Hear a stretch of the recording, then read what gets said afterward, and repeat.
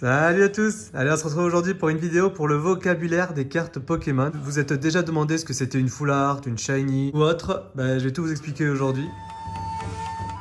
Voici une carte commune. Donc les cartes communes, c'est celles qui ont un petit rang tout en bas à gauche. Là, on peut le voir juste ici. Voilà. Donc ça, ce sont des cartes qui sont pas rares du tout, qu'on retrouve dans tous les boosters. Pareil pour les Unco. C'est ces cartes qui sont pas brillantes, qui sont classiques avec soit un rang, soit un losange. Donc le rang, c'était commune et là, c'est non commune, Unco. Ensuite, il y a les cartes rares.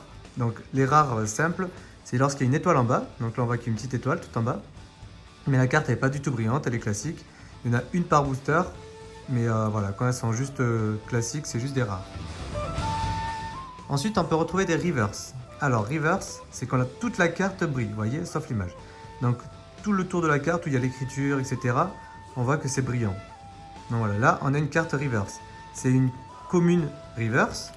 Ici, on a une non commune reverse. On voit que toute la carte brille et pas seulement l'image. Donc, ça, c'est une reverse aussi. Et elle est non commune. Et ici, on a une rare reverse. Donc, on voit qu'il y a une étoile en bas, donc elle est rare. Et en plus, toute la carte brille. Donc voilà, ça, ce sont les reverse. Holographiques, ce sont celles où seulement l'image du Pokémon brille. Il n'y a que ici où on voit que ça brille. D'accord? Les holographiques sont toujours des cartes rares.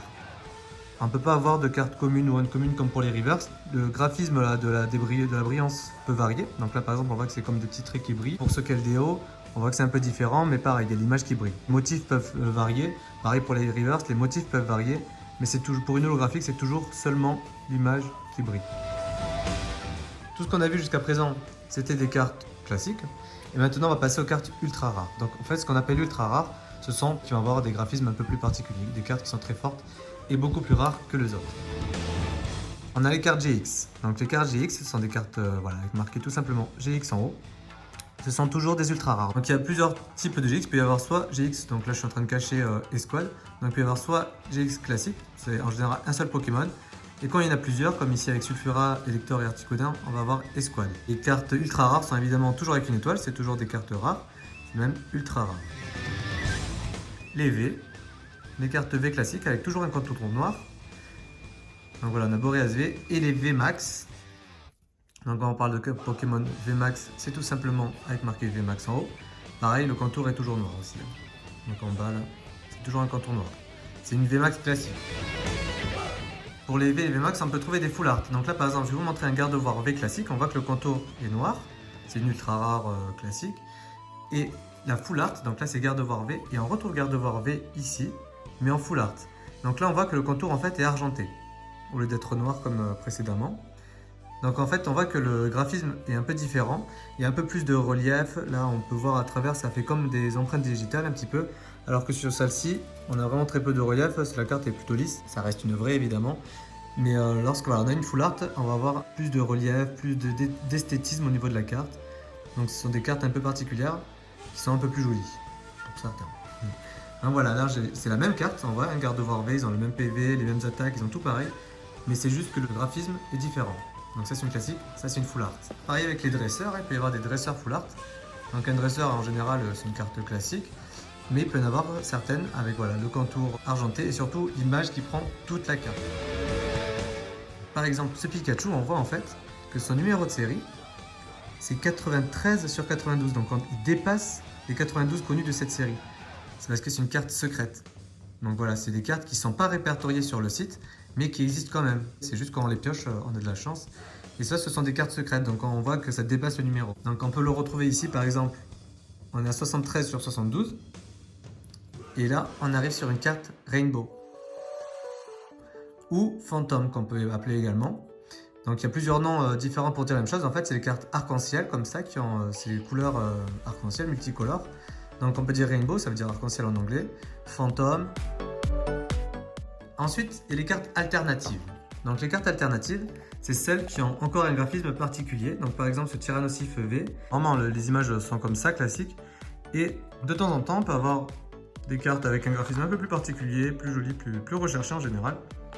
Ça, ce sont des cartes alternatives. Ça reste dans la série, ce ne sont pas des cartes secrètes. Vous voyez, on a 155 sur 163. C'est quand même une full art en quelque sorte, donc on a le contour argenté. Mais c'est pas la même full art que l'outil. Alors là, j'ai pas la vraie full art, celle qui est full art classique en quelque sorte du Tyrannosaurus. Ensuite, on va voir les amazing. Amazing ou les magnifiques en français. C'est ce qu'on retrouve avec le M ici, juste en bas. C'est le M de magnifique. En anglais, on va retrouver un A de amazing, ça veut dire la même chose tout simplement. Et ce sont des cartes voilà, avec encore un graphisme particulier. On voit avec plein de couleurs qui débordent de la carte en holographique et qui sont vraiment très jolies.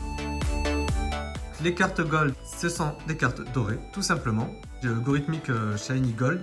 Bon, il est shiny parce qu'on voit qu'il y a des étoiles autour, mais surtout, voilà, il est doré tout simplement. Hein. Au lieu d'être argenté ou n'importe quelle couleur, c'est doré. C'est ce qu'on appelle gold. En anglais, ça veut dire, enfin en français, ça veut dire or. Et les gold black, donc là j'ai Eternatus V gold black, black gold, hein. C'est tout simplement noir et en doré. Terminé avec les black stars, c'est les cartes promo, tout simplement. Donc on voit en fait que là, au lieu d'avoir une étoile classique ou un signe commune ou non commune, etc., on a une étoile, une grosse étoile noire avec marqué promo dessus. Donc ça, ce sont des cartes promotionnelles, c'est-à-dire qu'on peut les retrouver que dans certaines boîtes, certains coffrets. Enfin, on les a à chaque fois qu'on achète ce coffret-là, on les retrouve dedans. Par exemple, ce Pikachu, il était dans la valisette que j'ai ouverte. Vous pouvez regarder la vidéo juste au-dessus là, en cliquant sur le lien. Donc ça, c'est une carte promo. Il est dans chaque valisette légende brillante. On retrouvera ce Pikachu. Pareil pour ce Pikachu V, hein, celui-là vous devez le connaître tous. Dans les coffrets Pikachu de Destinée Radieuse, on va retrouver ce Pikachu V en promo. Il existe des Pokémon X, donc voilà, j'ai pris mon Dracofeu X pour vous montrer ça. Donc c'est parce qu'il y a marqué X tout simplement. Pareil avec les niveaux X, etc. C'est tout simplement en fonction du nom qui est marqué en haut. Mais ça reste des cartes classiques. Donc là par exemple c'est juste une rare holographique tout simplement. Et qui appartient au bloc X. Ça je vous expliquerai dans une autre vidéo pour les différentes séries, les différents blocs. Mais qui s'appelle surtout Dracofeu X. Donc voilà. Il ne faut pas confondre le X du nom du Pokémon avec le bloc. Donc le bloc c'est la série en quelque sorte à laquelle appartient la carte. C'est l'année de sortie, etc. qui est différente. Si vous avez des questions sur d'autres noms dont j'ai pas parlé aujourd'hui ou sur les séries, donc ça je vais faire une vidéo sûrement pour vous parler de différentes séries, etc. Pour le vocabulaire à savoir, n'hésitez pas à me le dire en commentaire. Et puis du coup je vous laisse vous abonner si ce n'est pas encore fait parce qu'il y a plein d'autres vidéos qui vont arriver. Et surtout n'hésitez pas à lâcher un petit pouce bleu. Allez, à très bientôt.